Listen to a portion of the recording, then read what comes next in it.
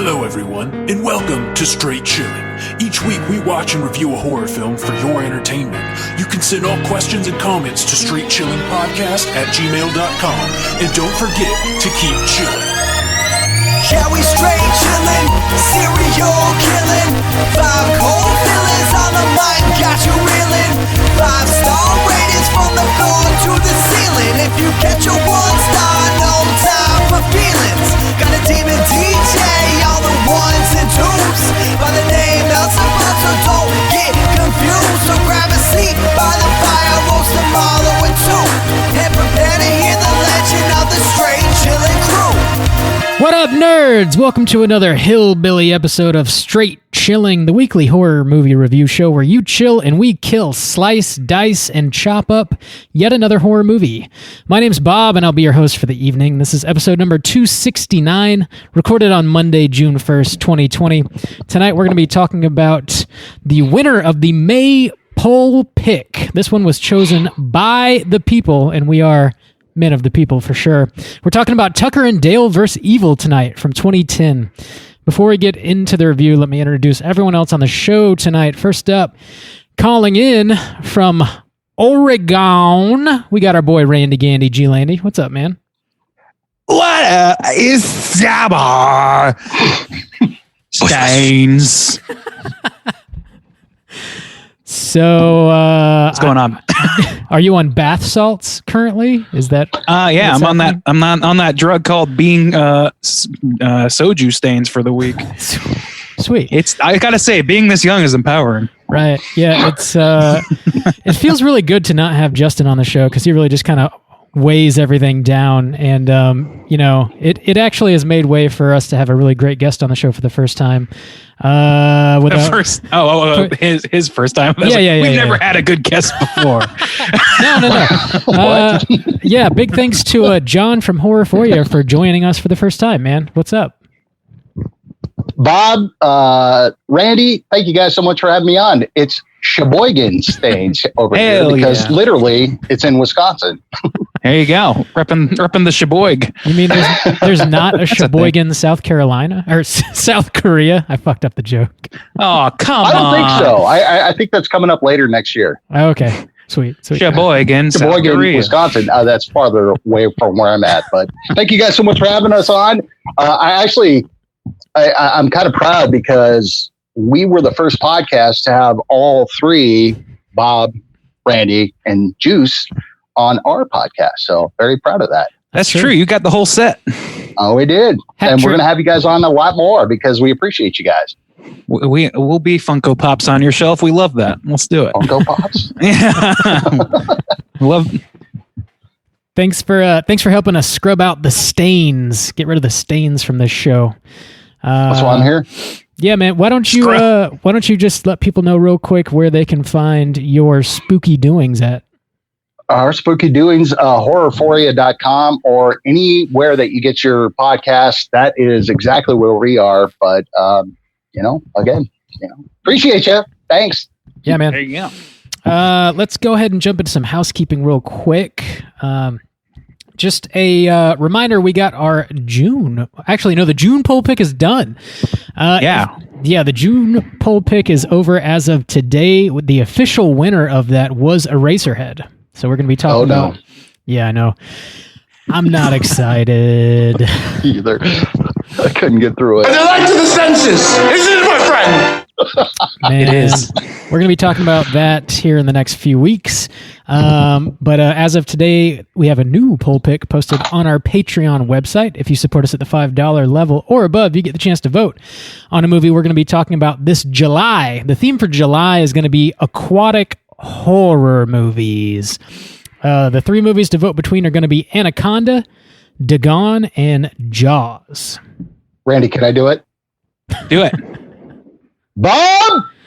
John? How are those numbers looking? Let me tell you. Who needs Justin? We don't need him. Dude, this job is so easy. Streamlining. That's right. Last I looked, Anaconda is winning. Jaws is like 1 or 2 votes behind, and like nobody voted for Dagon, which is kind of a bummer because that movie's whack. But so's Anaconda, so that's fine. I know what I voted for. Yeah? The sanctity of the polling place is an American institution. Well, then I'm not going to tell you. Yeah. I'll find out at the end of the month, right? Make your choice wisely. That's right. John voted for whichever one wins. So that's all. That's right. That's right. Yeah. Very Exactly right. In other Patreon news, we do have a brand new Patreon supporter. We got to give mad shouts outs to Wes. Thanks so much for signing up over on Patreon and supporting us, Wes. Every dollar you guys contribute to us goes right back into the show, and we seriously do appreciate it. As is tradition around these parts, we owe you the straight chilling salute. So this one goes out to Wes. Slap my ass! Slap our asses, Wes. Yeah. Thank you for your contribution. Get in My there. ass is already red because I contributed. So Damn I'm good. straight. We try and keep drinking, the by the asses way. pert and red. What you drinking on, John? It's a little red wine, but I've got like something I got from a white elephant. It's a red solo cup that's actually a wine cup. So There you go. You're Cheers, really boys. covering all your bases with that cup. That definitely fits the theme for tonight, the hillbilly theme. Oh yeah. Appreciate it. You guys going camping? Oh, my favorite part of the movie. We'll get to it, though. Justin's not here to talk about YouTube and Twitch. I know he's got a new YouTube top 5 video dropping, I want to say tomorrow, because he usually does that the first Tuesdays of every month. So keep your eyes and ears open over on our YouTube channel. I don't know what this month's top 5 video is going to be about, but check it out. He does really good with those, and oftentimes he talks about a movie that I've never seen before, which is just gives me all the reason in the world to go buy another Blu-ray, which, you know, Which is something that you're in desperate need of course. I don't have enough. I just don't. Again, last bit of housekeeping here. I want to thank everybody who hung out with us last Friday for the Joe Bob watch party. We are going to be doing that every Friday at 9 o'clock Eastern Standard Time. If you want to join us, just watch all of our social media outlets, and I'll drop a link for you to join the Zoom watch party just before 9 o'clock.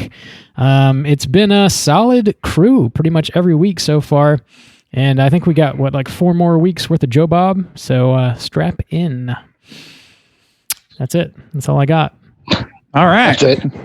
Bob, Yo. why don't you tell us what this movie is and what the fuck it's about? Let's get into the main event. Kick it off with the back of the box. What's on the back of the box? Let me tell you. All right, Tucker and Dale vs. Evil from 2010. This is directed by Eli Craig.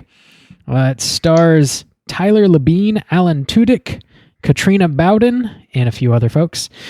The plot synopsis is as follows. Affable hillbillies Tucker and Dale are on a vacation at their dilapidated mountain cabin when they are mistaken for murderers by a group of preppy college kids. Gentlemen. Affable hillbillies. Affable. I love that description. Affable. They are. I don't even know what that means, but there you go. They're able to aff. Gentlemen, have you seen this movie before? Would you recommend people check it out? Randy? Oh yeah, I've seen this before. Probably, maybe even up to 10 times. I've seen this movie quite a bit because it's an easy one to kind of just toss on without thinking too hard about it. And I definitely would recommend it if you like the horror comedy genre. It's don't go in with any high expectations for a ton of substance or anything like that. This is not satire. This is slapstick. So prepare yourself that way. But otherwise, it's all good. I would recommend to anybody who feels like that sounds like something they'd like. It's all good. John, what about you? This is probably the 5th time I've seen this. And I got to tell you is that as many times as I participated in your guys' poll picks, this was one of my favorites because you guys had movies that you couldn't go wrong with. Shaun of the Dead, Young Frankenstein, and this one. This is one of my favorite slapstick horror movies of all time. So plain and simple, yes, absolutely recommend this. We do like to leave a killer, a complete, at least one choice that's questionable in every poll, and this one did not get that treatment. It did not. No, it was like the the lesser of three greats, not evils. It was greats. It was like, well, where do you go with this? But right. Yeah. This is the one I picked. So, well, don't worry. The next this month and every month after is going to have at least one that's going to make you go, why the fuck did they pick that? that's exactly the way I feel. I mean, it's like, come on. We're not even trying. All of them are great. Sorry, guys. No, you're good. John only picks winners. Yeah, this was the I do. the horror comedy theme, because we figured with all that's going on in the world, we could all use a chuckle, a hearty chuckle. Yeah, I'd seen this one once or twice before. Definitely recommend checking it out.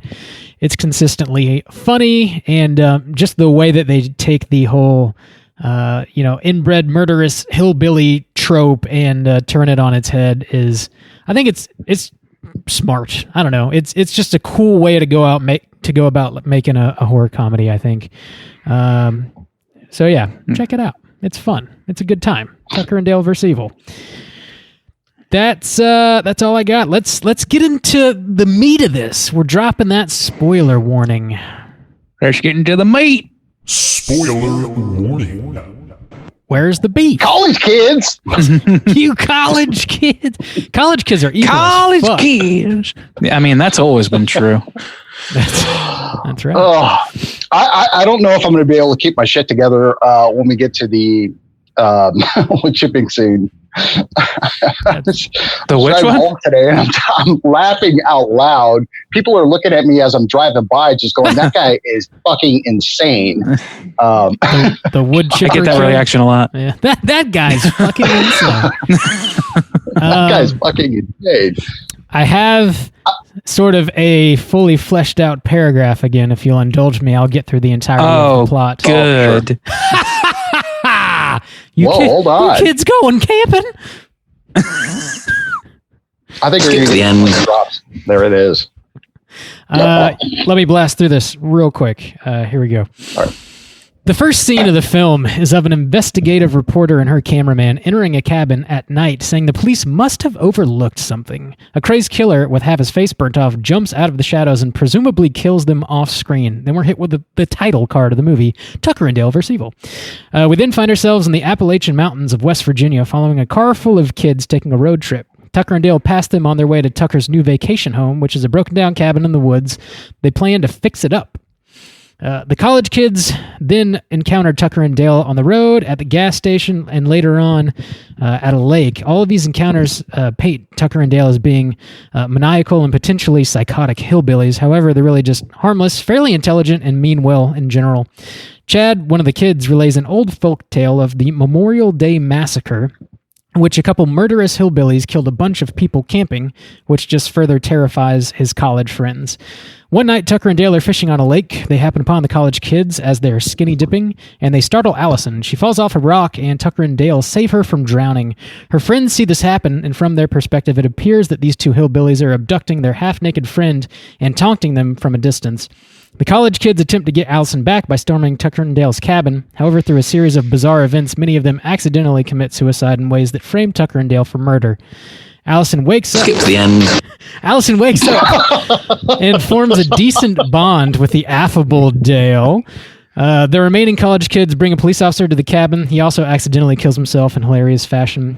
Tucker's abducted by the kids. Dale manages to get him back. Allison then brokers a sit-down between Chad and Dale, where Chad explains his dad was killed during the Memorial Day Massacre, and his mom was also maimed, and she died briefly after giving birth to Chad. The remaining college kids accidentally kill each other. Tucker, Dale, and Allison try to flee in a truck, and they crash as Chad sets the cabin on fire, and it explodes, burning his face off. Dale wakes up and realizes that Allison has been taken. He follows Chad to an old wood mill where Allison is tied up to a piece of wood, heading for a buzzsaw like something out of a cartoon. Dale saves her and Skip to the end. Dale saves her, finds a newspaper clipping with a picture of the Memorial Day Massacre killer, who looks identical to Chad. Dale explains that Chad is half hillbilly and his dad was the killer. Chad doesn't care. He falls out of a second-story window, presumably to his death, but we know that's not the case. Dale asks Allison out on a date. She obliges. They go bowling and all is well. Roll credits. Mm-hmm. Oh, thank God. Sorry. Were you holding your breath for 1,000 seconds? Yeah, man. I got. I'm just kidding, Bob. That was awesome. Going. That was perfect. That was perfect. That's something we learn how to do in Florida. You gotta be able to hold your breath for 1,000 seconds in case you get. Well, I heard it gets hot down there. Lost in the ocean. Yeah, it's all water. So yeah, this one thing I forgot about this movie is the very first scene, because it's so short and it's like seemingly has nothing to do with the movie until the very end. You go through all the Exactly right. It's easy. Did they even? Did they show the callback to that or no? No, Never. they didn't show any callback or anything. You just gotta. So that's because every time I see that, I think there is one, and I'm like, oh, cool. So like, yeah, and then later on, you see like this from Chad, from the perspective of the actual movie, the events of the movie, and Chad walks over and kills these two people in the process of the ending of the movie. But that's not what happens at all. My mind concocted that whole thing. It's just this one scene that's like really difficult to follow and doesn't seem to like. That is definitely like Chad, like in his like polo and everything. Like that's not. It would make sense to me if it was like the whatever the original Memorial Day Massacre killers, those guys, if it was that person. But was it in black and white at the beginning too? It was at least pretty desaturated. I think it was just like really grainy, like handy cam type footage. It was filmed at night too, and I think it just kind of looked like that, probably. But grimy. Yeah. I mean, it did bring it all back together, but it was Chad, obviously, and they kind of cut from that to the true ending of the movie, I suppose. You get that end of the movie at the beginning. That could have been a good post credit or something. I had a problem with that. I had a problem. It was a cool idea, but they didn't bring it back together because they just had. It was kind of a bullshit ending for me. Yeah, I mean it I don't know where you guys want to go with this, but I like for me, it was just like, okay, this is all fluff, because the ride that we go on in this movie is so fantastic, because 85% of the movie is awesome. And then we have we have a bowling scene. We have, whatever. I don't know where you want to go with this, but for me, it was just, it was bullshit. I was like, come on. It is kind of an odd ending. Yeah. It feels like, Tucker is sort of left. I mean, he doesn't really, nothing really happens with him. His cabin explodes. He gets his fingers cut off and tortured, and he's just sort of Tucker. He's alive, but that's it. He gets kind of the short end of the stick in a way. He gets his ass kicked through this whole movie. Yeah. He gets the bees, the fingers. They don't even test the right finger at the end, which is a great joke, but it's it makes me feel extra bad for Tucker, while Dale's just I don't know. There's something. My biggest qualm with this movie is going to be pretty apparent soon anyway, and it's this. It's that Dale is the perfect person in the There's nobody kinder, sweeter, more gentle in spirit than Dale, and Tucker's just he's pretty good dude too, but he's the dude that catches all the shit. He's the schlemiel or something. He's getting fucked over by stuff, and I don't know why that is. There's a huge disparity in how the characters are treated, because Dale has the love story, which is fine. Give him a love story. That's great.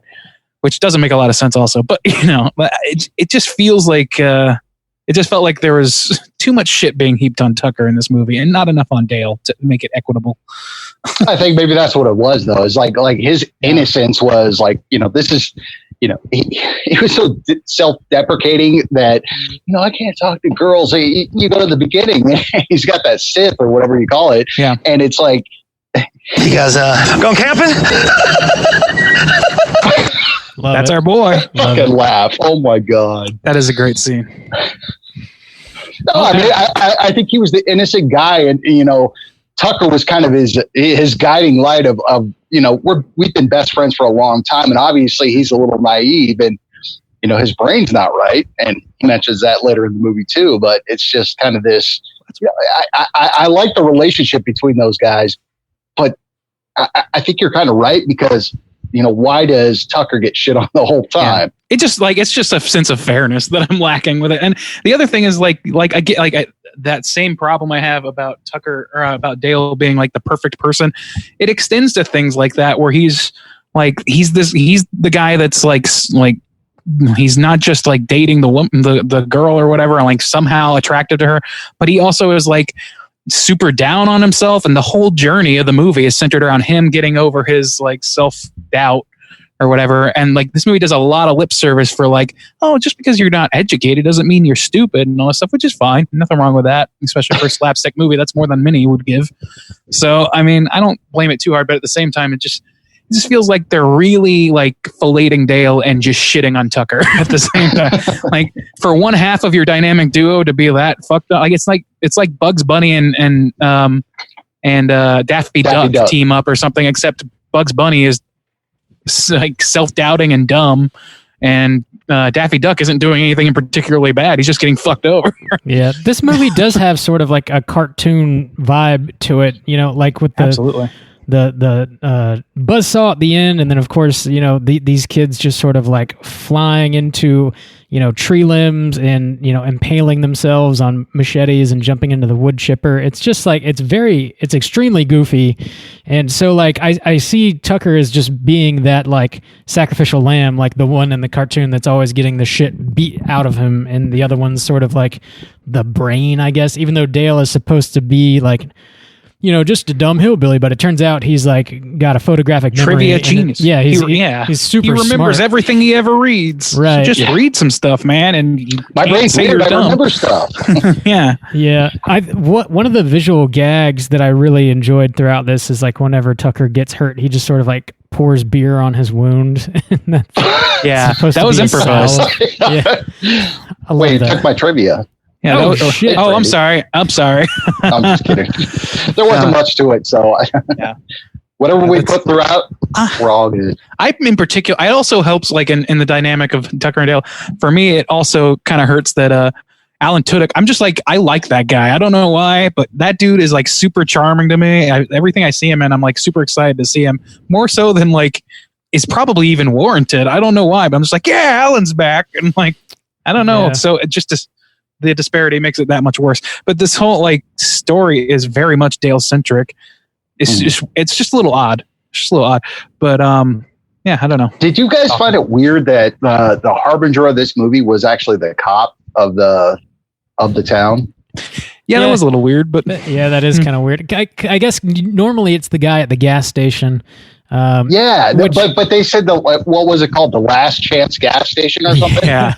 Little And on then the it's nose. like you think that like old Bucky and it's like the register guy would be telling you this, but no, they get pulled over later on, and you know he's saying there's evil out here and don't go there. There's nothing but pain and suffering or whatever he said. Yeah. But your harbinger is the cop.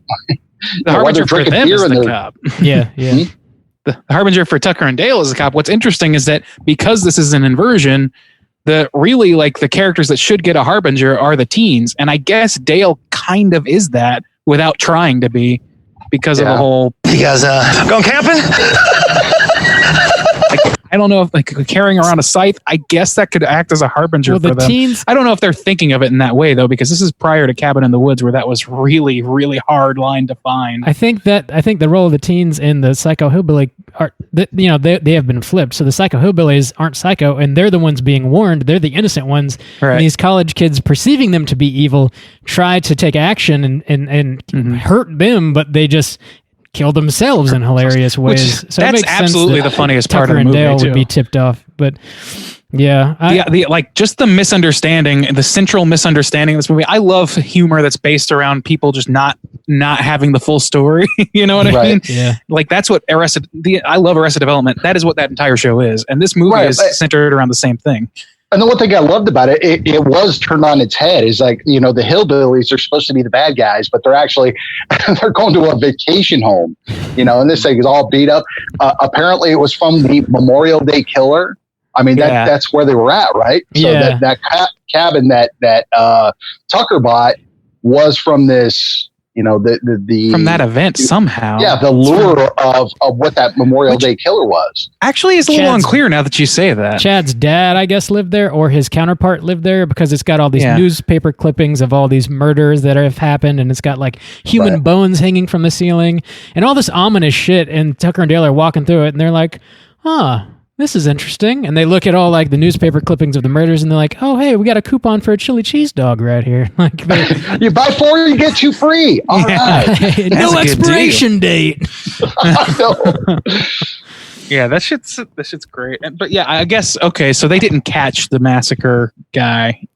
I guess is where I was getting confused because okay, it's implied pretty heavily, or actually, it's pretty much outright stated, right? That Troy, sort of like the lead antagonist by the end of the movie. Chad. Chad. Did I say Troy? Chad. I don't know why. Chad. Yeah. Chad is the lead Chad, Troy, they're all interchangeable. Right, and he's like this guy who was birthed out of non-consensual sex between a hillbilly who. We're basically told that the hillbilly is his father and not the person that he's been calling dad his whole life because his mom was raped in the incident.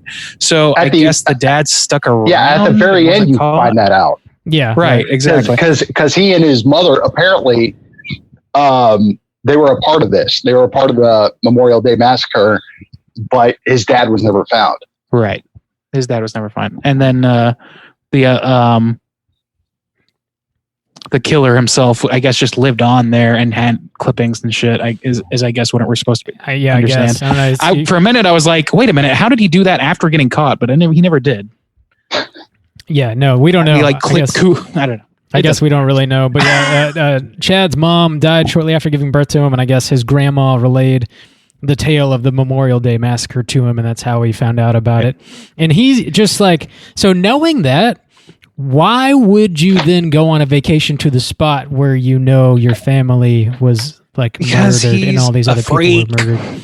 Like, well, this whole movie is centered around like the inversion. So the inversion is that he's like psychologically damaged because his father and mother, by de facto relation to his father, was psychologically damaged. You think he's going there to just like find some hillbillies and be like, I'm going to kill you? It's the 20-year anniversary, and he brought them all out to that spot to tell them that story.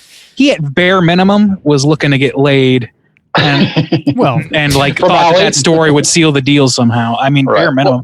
Well, and they didn't explain that. I mean, like to me, that was another problem with the movie is that you didn't really.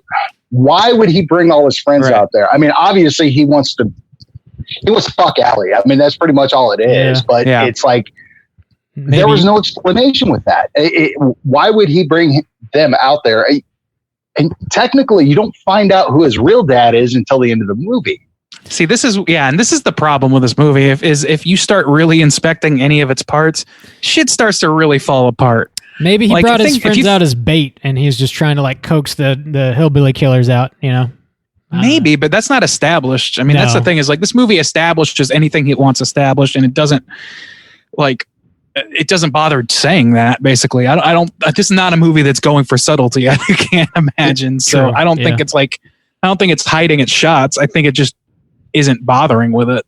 Yeah, and I agree really with that because But the one thing is that like when they all go skinny dipping, he lays back and then he like makes his move on Allie, and obviously she rejects him because it's like you're a dumbass, but there is no explanation of why he brought his friends out there. Right. Yeah. There's no clear definition of his character arc. Like it has like the big beats of a character arc, but it misses like sort of like the connective tissue like that. Like, okay, there's no therefore between, to borrow the Trey Parker, Matt Stone method. You have to have a, like somebody does something, therefore somebody does something else. Like there's none of that happening for this character. And really for many of them, I don't know what Allie's deal is. Why is she even hanging out with these fucking people? Because she's at least portrayed to be like this like empathetic person that like is just kind of along and is very begrudging the whole time.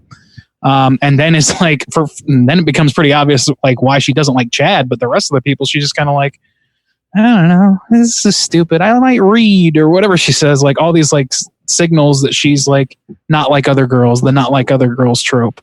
Well, I think what I've noticed, and when like Dale and Allie have their interaction when they're at the cabin, is that she's similar to him of kind of a loner and just kind of a, I don't want to say above everybody else, but just has this kind of different kind of brain like Dale does. So, she's just doing mature, it to I got friends, but I don't really have friends.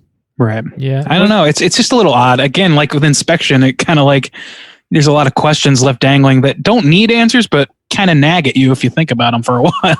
Allie is slow to judge, and I think that's something that the movie plays with, is like not judging a book by its cover, or like the power of perception, like the way you perceive things isn't always the case. But also, she's like all about communication. Communication can solve all the world's problems. Yeah, shit, that sort of thing. Her and Dale sort of like start building this relationship, and Dale's. There's one fairly funny scene where we find out that she grew up on a farm, and Dale's like digging a shitter hole for the shitter. Shitter hole, hole for the shitter. Shitter, crap. And she just like gets in there and starts digging with him. I don't know. I thought that was pretty funny, even though like it's a little difficult to believe that woman has dug a fair amount of shitter holes in her day, but I mean, Lord knows she's working the shovel, but it's not like, it's one of those things. It's like, it's almost like a matter of convenience to draw them together. Yeah. Did I learn nothing from this movie? Like, she needs to be charmed by this guy in a matter of like a couple of hours. I'm judging a book by its cover. I thought a funny scene is that when she was knocked out after she almost drowned, is, he brings her in pancakes and he goes, "Oh, you don't like pancakes? Yeah. Okay, let me go make something else." And he comes back out and he goes, "Well, you better not say that you don't like bacon. Come on." Yeah. He's like the sweetest guy in the world, which is like really a little, like his only flaw is not being self-confident, which is both endearing, but after a while it's like, okay, but there's like, nobody is so down on themselves as to think, well, I can remember literally anything I read and I still think I'm dumb as shit. Like, come on, you're just like, if you've read anything, then you can understand that being able to memorize shit like piece by piece like that is a sign of intelligence of some kind. And they say that at least 4 times. I mean, know, it's really like Tucker says it to, you need to be self-confident, man. You need to believe in yourself. You're a sweet person. You're a great person. You're a good looking. Okay, you're a sweet person. He says it multiple times, like throughout this movie, and you're just like, okay, he's your best friend. Why? You can do this. None of the characters are really fleshed out all that well. Like, Allie, she's more or less like, smart, good looking, and also like rugged and not afraid to get her hands dirty, as we see. Also, like Chad, she's a fantasy basically. Chad's character has this opportunity to be very like conflicted or wounded in the end when we find out that he is part hillbilly, but he just does not care at all. The whole like beat is kind of brushed to the side, actually, which is a little bit of a waste. But also, like, this movie's not really like great because it has well-written characters and like, no, it's really not that issue. That's not what's making it good. Yeah, it's not really. I mean, but that's the thing is, sorry, go ahead, I cut you off. Oh no, I was just saying you could pick it apart for that, but it really does succeed in like the general story and the way that it turns these tropes that we've seen 100 times before on their heads, and the jokes land. Like the physical comedy is what really lands in this. I agree. I agree 100%. I mean, like, to me, it's like every single thing that you've seen in a slasher movie, i.e., because you got so many.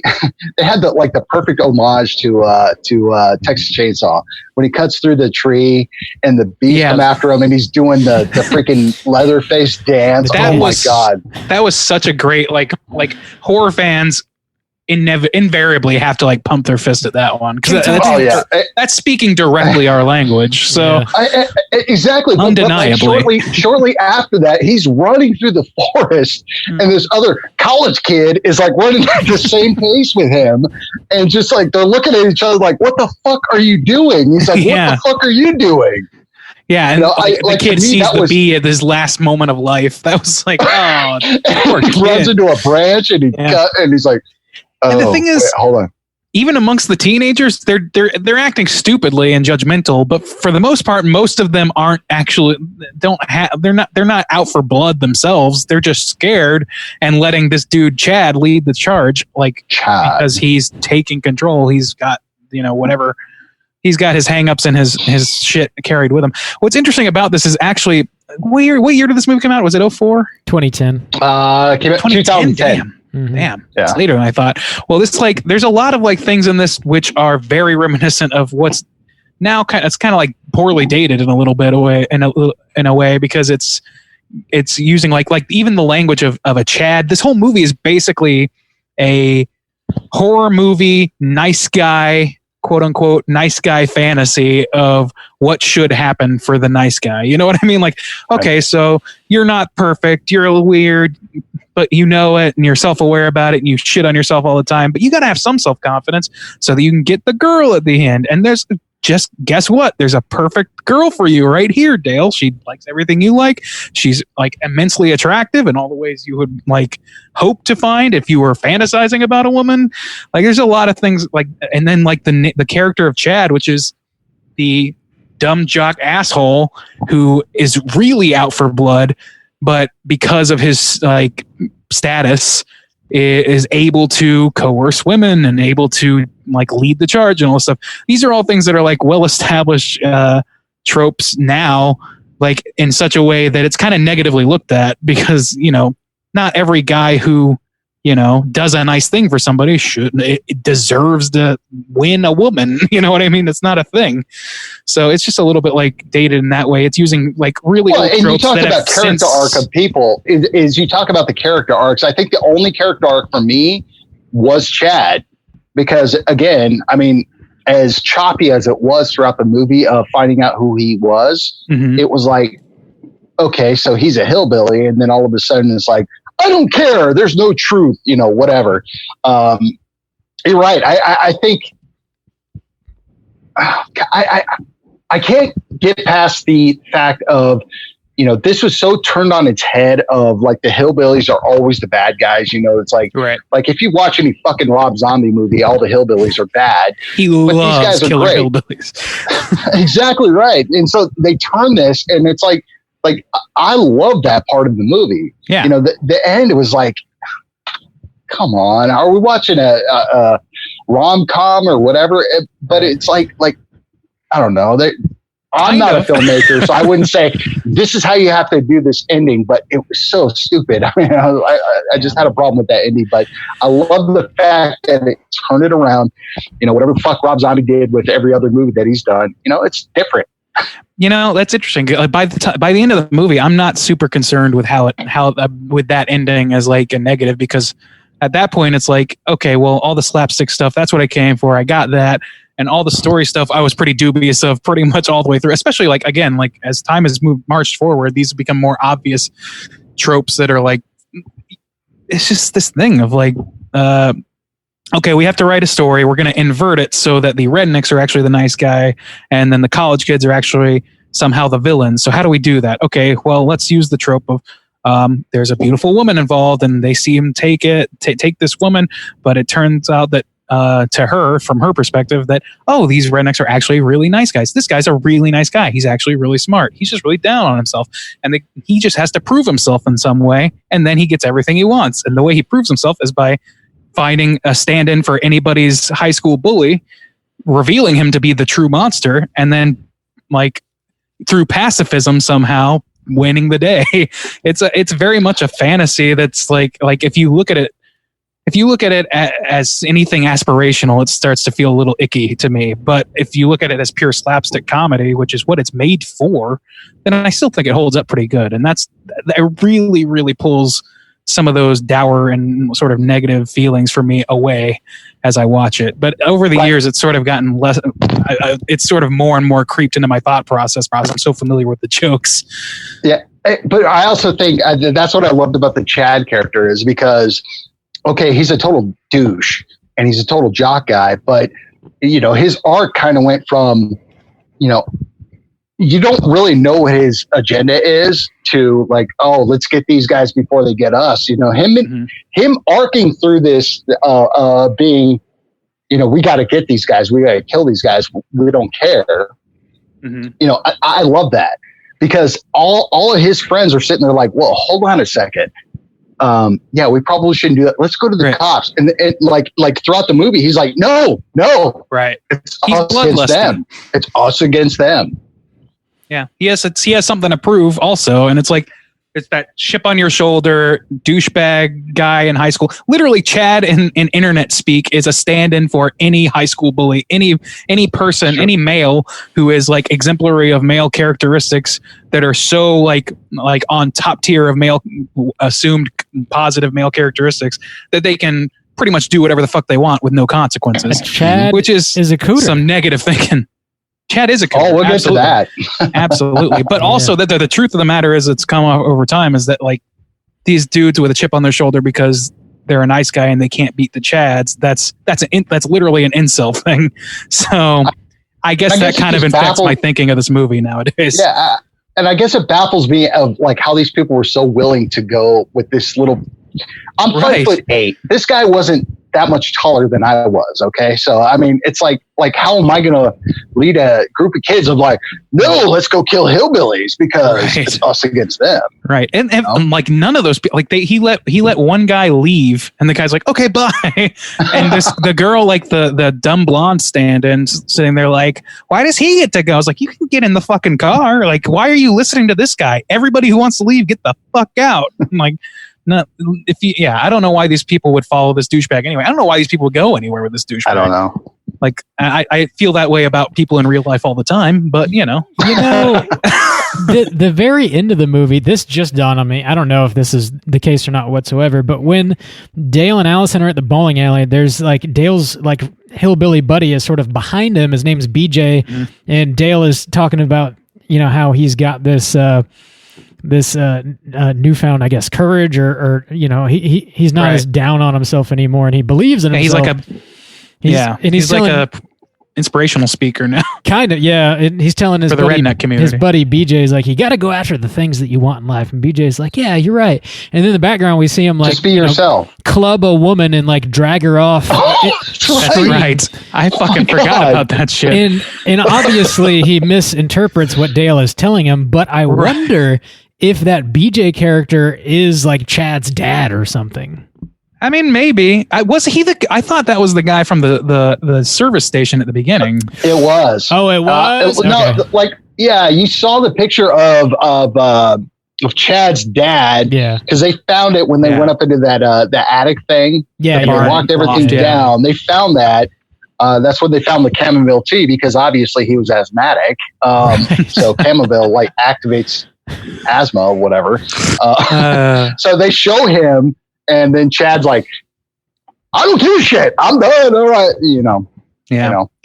But I don't know. I mean, you have a good point though. Like in any case, I think that's like kind of a nice thing to add, really, because it's like, yeah, these philosophies don't work if what you want is to club a woman over the head and steal her. Yeah, you gotta.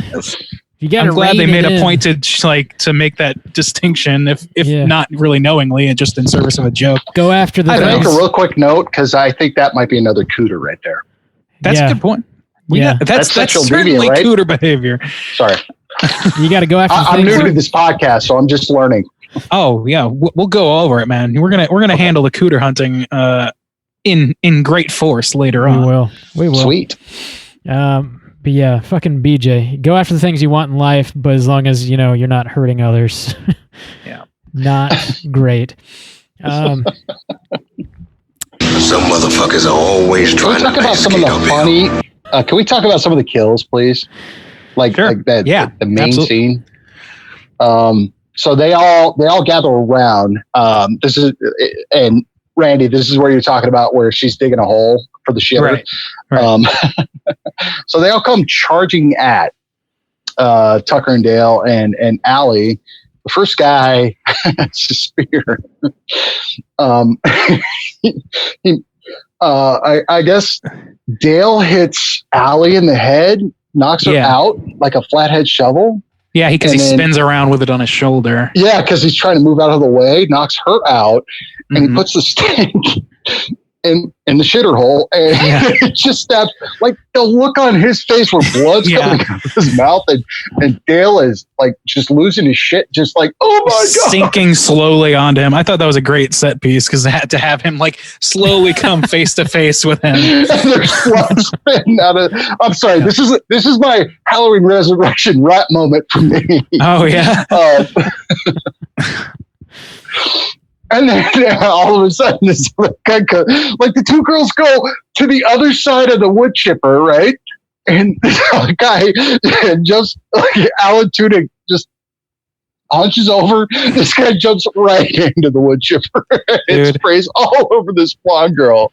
That's the best. The best is just those kills because it feels like it has this whole movie kind of has the cadence of like, I'm trying to think of a good stand-in. It's like if they took Dr. Doolittle or something and put a horror overlay on that. You know what I mean? Like it's like got these Mr. really Magoo, slapstick dude. silly. Yeah, Mr. Magoo or like Dudley Do-Right shit going on. It's just bizarre. It's a bizarre combo and it works really well. But this was like released at a time where I don't know that there was a ton of that was reaching the pinnacles that this did, or that did it as cohesively as this movie did, or as actually and it wasn't just. I mean, it was so constant because, before that, that's when he cut into the branch and he hit the beehive and he's running and he's looking at this kid. They're running at the same, confused looks pace. They're looking at each other. And, Alan Tudyk's like going wherever he's going. And this kid like impales himself on a branch. Yep. And then, realizes that there are bees. Pours the beer on his face for the bees. They go back out there and it's like, oh, we should probably leave a note. And they've got an axe and they said, we have your friend. He's also yelling out into the woods that they have their friend. College kid! But his face is so swollen from the bee stings, it sounds terrifying. Yeah. It's good stuff, man. I love those like miscommunication things. It's a good thing to center around like a horror movie like this around. I like it. I like this movie still, even with all of its little faults. And like, I don't know. There's not a whole lot to like dig into. I think that's kind of what's interesting about it. No, it's no. What about the cop though? That cop kill was fantastic. That was a great kill. I wanted to talk about the cop though too. Like that kill, first of all, just because it's really well set up. They bring it up a couple times. They did a great job of laying the groundwork for that gag to work, and for him to get back into the car with the fucking nails impaled in his face. That's good shit. That's good comedy for the horror community. But like, what's interesting about go ahead. The effect was fantastic. Yeah, the way like the nails were sticking out of his head like horns. Yeah, that looked awesome. Yeah, like sticking, like going in and then out, and all this. It was great. It was great. What's interesting about that cop is like how his tune changes. So I don't know, man. I don't like that character was like inscrutable to me because he's the guy at the beginning, like you said, he's the harbinger for them, saying there's nothing but death and destruction up there for you. Right. And he's like, you got to change your taillight or whatever he says. And he's giving this ominous speech or whatever, and not being very friendly. And then later on, these kids are bloody and like come up to him and say, people are trying to kill our friends. He's got our friend. And he's like, well, I'm going to go check it out. And he gets out of his car and like sees these two men carrying disembodied legs. What's going on in their hands. And they have this great, which is still hilarious. And Alan Tudyk's like repeating his sarcastic line read of what he would say if a cop showed up, but he has to say it for real. That's great. That's good shit. But the cop buys it, which is the most weird thing of all time. Did you know Alan Tudyk or with Dale? He's sitting there because Dale's like incriminating himself. It's like, oh yeah, we got a girl up in there. And he's just grabbing his arms like, yes, we do. Yeah. And he doesn't say anything. He's just grabbing his arms. It's like, it's just so fucking frustrating. It's good shit like that. I love that gag, and I understand completely why they like that was. They wanted that, but it's just so weird from the cop's perspective because the cop is like goes from there's nothing but death and destruction up there to buying this. He's like, I'd have to be some kind of idiot to believe this story. And then like a few minutes later, he comes inside. They keep explaining. None of it sounds much better. And then he starts turning there. It's like, well, I guess I'll go mosey off. And then an accident kills him. So it's like this thing where the writers just needed to tease us with the prospect that maybe things would work out. So they turned this character on a dime and made him suddenly like believe the dumbest shit of all time. Yeah. Which happens to be true, but it's so unlikely that nobody should believe it. He actually says appearances can be deceiving just before he gets brutally killed. It's like it made me wonder if maybe they were going to have him, or maybe like the implication is supposed to be that he was going to ask them for a bribe or something. I don't know, but like, nah, I just left the question. That was supposed to be like a light at the end of the tunnel. I think like, hey, this guy's coming around and he's a cop, and then everything's going to be fine, the and then dead. He's dead.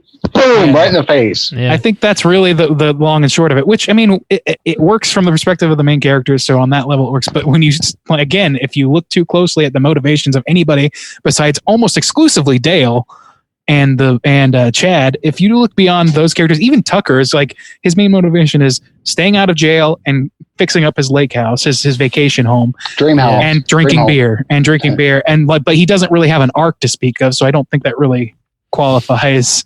Yeah. So and then like what's her name? Allie just kind of like rolls with the punches, has a better brain on her shoulders, but eventually like there's not really an arc for her either. There's not really an arc for any of the teens. There's not an arc for the cop. And there's those characters, if you look at it from their perspective, it doesn't make sense. So it suffers from comedy problems. It's a whole movie that suffers from comedy problems. Right. And I think with Allie, I mean, she's going to be the psychology major. Mm-hmm. So they sit Dale and Chad together later. Oh, I actually want to mention the guy that blows his face off, the kid. And Dale goes, "You got to turn the safety off." He turns it, bam. Exactly. That hilarious, but again, a totally unlikely scenario. That's like really because it's so unlikely, it makes it funny. But the scrutiny is always a problem. I don't know. I'm always of two minds with this sort of thing. I know it's a slapstick, and I try and keep that in mind, but sometimes things stick in my craw. Yeah. Is there any other major points you guys want to touch on before we rate this thing? No. The socioeconomic situation in this movie. No, I don't know. No, I just think I thought they really kind of brushed over, like at the end of it, of Chad was actually a hillbilly. His dad was actually one of the murderers / rapists at the end of the movie. Mm-hmm. He finds that out. He doesn't give a shit. So Dale blows chamomile in his face because that activates his asthma. Mm-hmm. So he falls out. And then that kind of brings us to the beginning of the movie. That's all. Yeah. Yeah, pretty much. Yeah. I guess they left it open for a sequel, but I don't know how well this did at the box office. It seems to have a bit of a cult following now, but I guess not well enough to actually have a sequel be produced. That's a good question. I don't know. Yeah, I don't know. Would you like a little trivia? Yes. All right. Well, it actually sat on the shelf for 3 years, so obviously didn't do good at the box office. Oh, wow.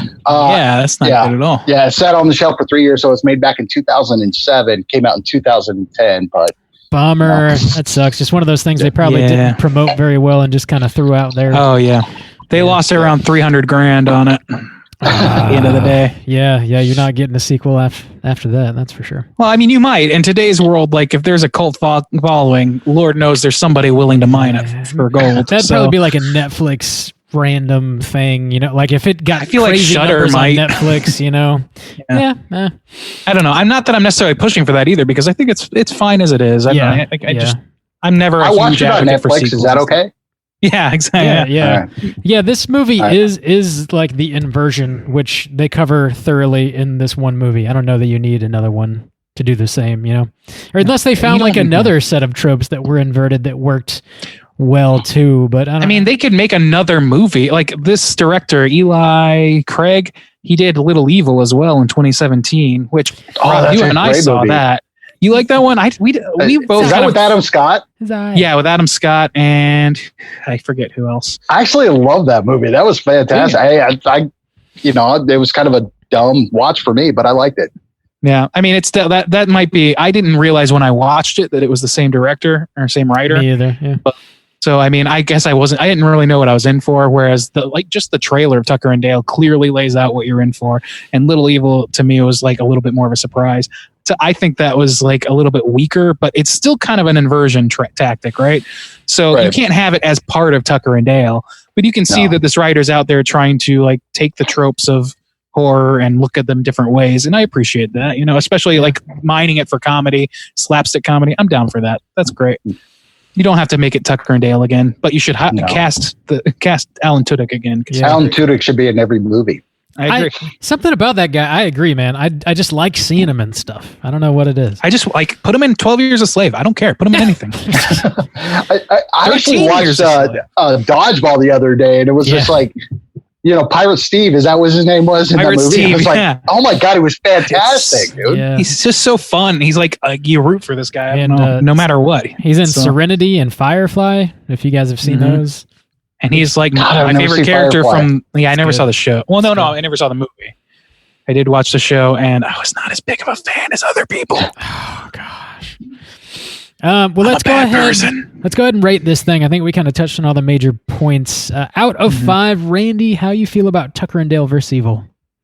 So it's clear that as usual, I'm a little conflicted in myself. I wanted to give it some a little bit of a fair take in terms of modern sensibilities and looking at sort of like some of the tropes that haven't aged quite as well as some of the characters that are pretty thinly written. And something we didn't really mention, which unfortunately I feel like I have to bring up, plenty of the acting in this movie is pretty fucking weak. Pretty damn weak. I'm like, I hate naming names in that regard, but Katrina Bowden did not do good, in my opinion. And who was the other? Oh, and the cop, whoever played the cop, was like, they were just very dry, very reading the line off the sheet. And they weren't like, at least Katrina, I don't think she wasn't really hired for, the line reading. I don't think. I feel bad saying that, but it just like the line readings are bad enough to where I have to assume. And then like the cop didn't do as great as I thought he could have. It was just confusing. Partially the writing. A lot of it's the writing because these characters don't have a lot going on. And I got to give that a little flack too. But for the principal cast for most of the principal cast of Alan Tudyk, I can never remember the Dale's actor. What is it? Tyler Labine, and Jesse Moss was Chad. Those three, I think they did pretty well. I was pretty happy with those. Very on point for a horror comedy, I would say, and fun to watch. But pretty much everybody else in the movie to me did a pretty questionable job at least once in the movie. So I wanted to put that on there. Now, on the positive side of things, it's a slapstick comedy. So those things don't necessarily matter all that much because the enjoyment is not derived from seeing somebody convincingly scream at their friend being impaled. It's at their friend being impaled because he doesn't understand the situation he's found himself in. That all works perfectly. Like the core structure of this movie, the core like appeal of this movie still is as fresh to me as it was the day it was released, or the day I first saw it. So, and I thought it was brilliant the first time I saw it. It was, it has just enough heart through these old tropes to make you feel like you watched some kind of arc, even if it was pretty basic. But the comedy is what you're there for, and it does those things well. It made me laugh. It makes me laugh every time I watch it. So with that, I'm going to give it just a middle of the road rating, but know that it comes with a good helping of love for this movie because I still love it, even with my criticisms. But compared to the wealth of other movies in the world, I'm going to give it a 2.5. 2.5 from Randy. All right. John, how you feel out of 5? This is like one of my favorite like horror comedies ever. As many problems as I had with it, I think Randy hit it on the head when it came to character development and the characters themselves. But man, 85% of this movie was so good. The end, God, it just did not hit with me. I mean, it's like he brings Tucker what is it, Pabst Blue Ribbon, and he's got 2 different fingers. One of them's a female finger. Why?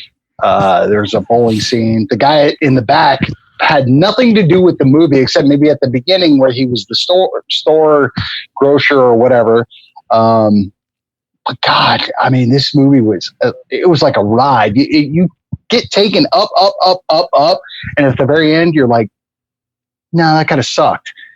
But I love this movie so much. I could watch it any day of the week, and I'll laugh every single time. I'm going to set it a 4.0. You know what? I'm giving myself a second guess. Rob, you're going to have to write it again. I'm going to go 3. Yeah, I know it's the hardest hardship that anyone's ever hardened, but you're gonna put a 3. Is it in pen, Rob? Was that in pen? Yes, it's always in pen every time. Oh, it's a waste, dude! You can't change your score. It's a waste of precious ink. That's So I'm going to say 4. I love this movie. It makes me laugh, and I rewind that fucking wood chipper scene at least 12 times every single time I watch it. I'm just like, I mean, the way he just ducks down, the guy just jumps in there. Sorry. Exactly. It's like I feel almost bad for giving it such like shit for some of these things, because people don't like. You don't watch Austin Powers and think, where did Dr. Evil get his scar? They don't explain that. And I feel like a pedantic dickhead. But there's some things that, like, if I'm holding it to the same standard as any other movie, it's got to be a little bit dinged for these things, I think. Yeah, you got to take them into consideration. So Justin actually called in and, you know, even though he couldn't be here for the show, he left us a couple-minute little review of his own. So let's go ahead and hear what Justin thinks about Tucker and Dale vs. Evil. What up? It's your boy Sheboygan Stains calling in from the old Southern Korea, and today we are talking about Tucker and Dale vs. Evil. Now, this is a film that I really enjoy, and I think it was my most underrated of the decade, I think, in our top 10 pick for the decade. I feel like it is a horror comedy that often gets overlooked. I feel like we have a ton of zombie parody films, but I really love that this film takes a couple different tropes, like the cabin in the woods trope and the killer redneck hillbilly folk trope, and kind of flips those on its head. Tucker and Dale, their friendship is really charming, and these guys do a great job just with their reactions. You get a lot of physical comedy in this movie. A lot of great deaths out of that physical comedy, and one of my favorites is the wood chipper, where the guy just jumps headfirst into the wood chipper, and the reaction that you get from that from the actors is just so hilarious on top of the physical comedy that you're getting, and I feel like these actors do a great job with that. Also, the movie just does a great job setting up these college kids. It's just like huge pieces of shit, and you're rooting for Tucker and Dale like the whole time. And I love that their explanation of it is like the suicide pact. Like, that's the only thing that they can come up with. They're just really charming characters that I really enjoy watching. Also, this movie gives you a great Cooter in the form of Shaboy Chad. Chad is a solid Cooter. He hits most, if not all, of the 5 points. So yeah, solid. He's my pick, definitely, for Cooter of the week. And there's something about this movie, though, even though I really do like it, I don't have any specific complaints about it. But I also don't feel like it's a 5-star either. I don't feel like it lives up to like Shaun of the Dead level of maybe writing, and maybe it's part of the jokes that are written in, because a lot of this does depend on some physical comedy, and so maybe the writing for the jokes are maybe a little bit lacking to keep it away from that like cult classic status. Maybe I just feel like it's not quite a perfect 5-star film. So I think what I'm gonna do, I think I'm going to give it a 4-star, and I believe there was a 0.5 star for the Yabos where they go swimming. I believe we get some quick Yabos in there. So if that is the case, I will end at a 4.5. That is Sheboygan Stains signing off. Fucking Sheboygan Stains making us do his math for him. Good Lord. Was there Yabos? I can't remember now. I don't think there was. You know, Wait, hold on. I'm Sheboygan Stains because it's Wisconsin. That's right. True, yeah. There can only be one. There's Sheboygan Stains and there's Fauboygan Stains. He ain't here, so. I listened to Justin's review and he was talking about Yabos. I didn't remember there being any either. I pulled up on IMDb because they have like a little parental disclaimer section there, and I read through it, and it said there was some nudity, but it was poorly lit and in the distance. So maybe there was, but I didn't really see it. There was a girl, like when they first went skinny dipping, there was a girl with like fake Yabos out there, but really? It really was unrecognizable. And then it went straight to Allie. So yeah. Yeah. I wasn't paying attention. Yeah, I guess. Yeah. I guess they were there, but Bring out the magnifying glass. difficult to see. I don't know. Magnifying. We'll give it a 4.5 from Juice because he's not here to say otherwise. Okay. So I'm gonna come in with a 3.5 on this one. The jokes are fantastic. The inversion with the whole college kids versus the redneck murderous hillbillies is like hilarious and like really entertaining, and the way they create these really goofy scenes and these misperceptions throughout the course of the movie are like consistently funny. I could see this movie being like really hilarious in the first 30 minutes and then just like completely falling apart as it progressed, because once you get the joke, it could just not be funny anymore. But they managed to maintain it, and I think that says a lot about this. The writers of this movie, that can't have been easy to do whatsoever. How they just create these hilarious situations for everybody to be in. However, like the whole the main point of this, the inversion of the college kids and the hillbillies, where the hillbillies are innocent and the college kids are evil, is sort of bullshit, because in the end, like, the real evil college kid who's sort of like putting the rest of his friends up to trying to get at these hillbillies turns out to just be a hillbilly anyways. So it's not really inverted in the end, which That's sort true. of takes the piss out of it a little bit, which again doesn't That's a good point. totally matter because the jokes are still there, and for the vast majority of the movie, the inversion is there, and like you get what they're going for. It's just the writing is a little weak, and there really is essentially no character arcs, and the characters that we do have are pretty base. But it's funny as fuck, and that's why we chose it. That's what we wanted to talk about. We want to talk about a funny, entertaining movie. That's what we got. What we got here is just a popcorn movie. It's a cartoon. That's pretty much what it is. So a 3.5 from me. That's going to put the aggregate from all of us at a 3.8. We were all over the board there. We got a 3, a 4, a 4.5, and a 3.5. I like that. And I still feel a little guilty for being the low ball, because I do really love this movie, but I just feel like there's issues with it. To Justin's point, I wanted to talk about this real quick. He brought up Shaun of the Dead, and I've been sitting here thinking about that. And I think, it's a pretty good, that's like the bar for horror comedy for me, period. And the reason that, like, what this falls short at, that succeeds at is like you said, the writing. And like he said, the writing, and it's because there's no waste in Shaun of the Dead. And this movie seems to have a lot of like wasted moments or otherwise superfluous moments, things that are fluffing things out. There's no fluff in Shaun of the Dead. Everything is set up payoff, or set up for the long payoff, and then there's not even a line out of place in that movie. And this one doesn't seem like it followed like that rigorous of a template. So I don't feel like I can give it the same little score as I would give like a Shaun of the Dead for that reason. Yeah. So between that and some of the acting, I think those are the big things that. And I agree with you with Shaun of the Dead of being tighter. I mean, like, for me, it's like this thing falters off at the end, and it's just it's hard to bring that back up. I don't know what they were trying to do. Add more like a love story to this. Mm-hmm. I mean, and that was the problem I had with the movie. That's why it's not a perfect movie. Is like at the end, you're just like, I think it's just supposed to. You had this ride, you had this adventure ride, and then you're gonna like just throw me off the ride. Just okay, so this is what we're doing. Yeah, I think what they're trying to do is just purely to give Dale the resolution of, he's now confident. Getting with Katrina, he now has confidence, and so much so that he's giving advice to people who are misusing it hilariously. And that's all well and good. Bang you in the head. Right. That's all well and good to some extent, but you're right. Like for a movie that's at least ostensibly a horror through the lens of comedy, like they're focusing too hard on or they spend too much time sort of like letting that eagle land. It doesn't need that much time.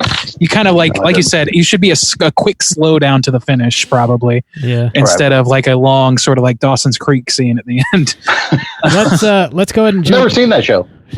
You probably aren't missing much. Let's go ahead and jump into our Rotten Tomatoes segment real quick and see what the critics and users think about Tucker and Dale vs. Evil. Certified fresh to death.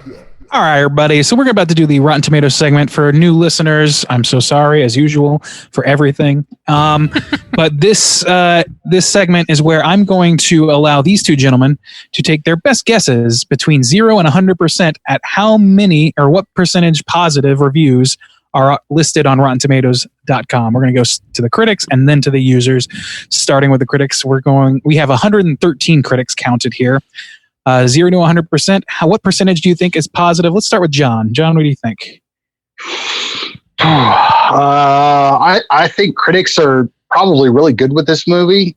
I'm going to go like a C, 75. 75 out of 100. All right. Bob, what are you thinking? I think it's going to be a little lower than that. I'm going to go with the comedy number because we're talking about a comedy. 69, please. Oh, pew, pew, pew. Wait, hold on. I'm on episode 269. Is that cool? Yeah, you are. Hell Sorry, yeah. Justin. Sorry about your luck. You missed your favorite episode number. There we go. Sorry. Yeah. Go ahead. I'm sorry, Randy. No, you're good, man. I'll never begrudge you a moment to Make a use the 69 comedy joke. number. Yeah, it's the most important number of the day. Let's It see. We have at our in our critic score here an 85%, which means that, John, you're going to take it off by 10, but it doesn't matter because Rob has no faith in this movie. How Sure. dare you? That's pretty high. Dang. Nice. It is high. My It's first time on the certified. show. Bravo. Yeah, It's a 85% certified fresh. I'm going to read the critics' consensus, which says, like the best horror / comedies, Tucker and Dale versus Evil minds its central crazy joke for some incredible scares, laughs, and, believe it or not, heart. It has heart, guys. And now I'm going to read a random negative review because they're always funnier. Thank you. Essentially a student film offering nothing but absurdly contrived coincidence, excuse me. Damn, that's brutal as hell. I live a joyless life and I demand you join me. Oh, man. And now we're going to do our audience score. There's substantially more of those. There are 25,543 audience scores counted here. We're going to go in reverse and go with Bob on this to start here. Rob, what do you think? The audience, man, I'm going to go a little higher on this one. I'll just take an 80. 80 percentile. John, what are you thinking? I just want to be fun. I'm going to go the comedy number 69, please. Attaboy. Yeah, now you're learning. This is how it's done. And it's also how you lose, apparently, because 69 Damn it. is not going to take it this time. It's going to be 84%, which means Bob's only a few off on that one. So, way to go, Bibby. You did it. You really pulled through on that one. Yeah, the audience gave it it's like this is one of the rare cases where the audience and the critics are pretty damn on par with each other. Pretty much the same. Was it 85 and 84? 85 and 84. Oh, my God. Yeah. That is surprising to me. I think it has a lot to do with the fact that this movie knows what it is. Like, it has no illusions about what it's trying to be. And anybody who's going to watch this movie has some understanding that a movie called Tucker and Dale versus Evil is not going to be it's going to be a comedic affair. Like, I think people got what they wanted out of the movie. Yeah. So yeah, that's my assumption based on nothing but spitfire and vinegar. Shit, piss, and vinegar. And you're in Oregon, so they've got a lot of spitfire and vinegar out there. Ain't that true? I'm just kidding. Let's go ahead and jump over into our trivia section, and we'll let the one true Sheboygan Stains handle that. It's totally time for trivia. Well, we kind of ruined some of it. Alan Tudyk came up with the ideas to pour beer on his face to treat Tucker's bee stings. That was such a good addition, man, because like his whole character, like I think that maybe he brings up beer or involves himself with beer in some comedic way at least 4 times in this movie. So it's like his number one running gag besides the central running gag. I know they drink a lot. The only other time I remember seeing it is when he dumped it on his fingers after getting his fingers chopped off with an axe. Well, because he dumped it on there and he's just like, okay, I'm good now. It's like rubbing dirt on it. Yeah. Rub dirt on it. Pour beer on it. You're good. Put some leaves in it. Let's see. He also, real quick, I want to call this out because we didn't talk about it, and it's the funniest line in the movie to me, is when Alan Tucker is upside down, hanging, captured by psychotic teenagers, or one of them. And he says, tell you what, you let me down, I got a cooler. There's 6 beers in it. They're yours. The line read on that is so fucking hilarious to me. I love it. They're on us right now. I've got 10 or 11 beers in there. Yeah. They're yours. They're yours. That shit is fucking great. Oh my God. Are you sure you don't want to change your score there, Randy? It's a 5 now. It's a You're 5 not now. changing it again. Sorry. You're not changing it again. I'm the keeper of the tally, and I say it's over. It's in pen, from what I heard. Oh yeah, there's no way. There we go. No way to cross out a pin marking. The pin is mightier. Let's see. Yeah, we did talk about this was shelved for 3 years before it was finally released. Bob, you may like this one. A special feature on the DVD plays the movie from the college kid's perspective, in which Tucker and Dale are the murderous villains. Holy I kind of need to see that, actually. I have it. I didn't know that was on there. I want to watch it. Damn. Of course you didn't. Has it ever touched an actual fucking Blu-ray player? Yes. Yes. I watched it. I watched it for the show. Yes. I don't believe you. Oh, God. It says it right here. I printed it out. It's right there. Look, that's on hard copy paper, Bob. You can't It deny is. things that are printed. It's mightier than the pen. Pin. Yeah. The printer, the inkjet printer is mightier than the pen. That's so true. Exactly right. No, but seriously, I guess they took it from the perspective of like probably added some scenes, but yeah, that'd be awesome to see. Damn. That's like and again, that reminds me of Shaun of the Dead, where they have that scene that you can watch where they replace the word fuck with funk, and so the word fuck is so like used so often in that scene that it gets like really funny. I don't know. There's like no a way to Bruno Mars describe song. it that's as funny as it actually is. But I miss when fucking DVDs and Blu-rays had like all kinds of shit like that on there, like the Monty Python and the Holy Grail when that first came out on DVD. They had a Lego version of the fucking Knights of the Round Table song on it for no fucking reason. I miss that kind of shit, and I feel like there's not enough of that in Blu-ray sales, and at least not We on should the ask standard editions. Mr. Blu-ray guy over here. Yeah, what you got, Mr. Hotcakes? Yeah, I don't know. Production companies like specific ones, like the boutique labels that I buy shit from, they will put up a little extra dough for some additional bonus features, but they have like really limited amounts of money to work with. Whereas like major studios used to do that whenever they would put their movies out on disc because they knew that they were going to sell a shitload of them anyways. But now not as many people are buying like physical media, so they don't put up quite as much money, so they can't go They buck don't even wild fucking like that. bother with a custom menu anymore. Yeah, a lot of times, like if you fucking get sad. cool stuff, like what you described on this disc, where you get the movie from the perspective of the college kids, that's just because the filmmakers wanted to do it, and they oftentimes just do shit like that for free because they want to. Like, not everybody has That's the time good shit. or motivation to do that, you know. But my hat's off to well, them. according to IMDb, it was the DVD, not the Blu-ray. So Oh, the just the DVD? DVD has that. I don't have the That's DVD. Blu-ray. I'll have to look at the Blu-ray and see if that's on there. Ooh, That's the issue. Maybe you I got don't wanna see another it, too. purchase in your. I gotta want to see that. I might. You got another purchase on your dock there. Mm-hmm. Cool. Do you have any more trivia, John, or is that it? No, I think that's it. Sorry, there All wasn't right. very much here. No all worries, good. man. Because we still got to go hunting for cooters. Oh boy. Cooter of the week. We talking cooters in this motherfucker. Who's running this shit? Yeah, I can do it, man.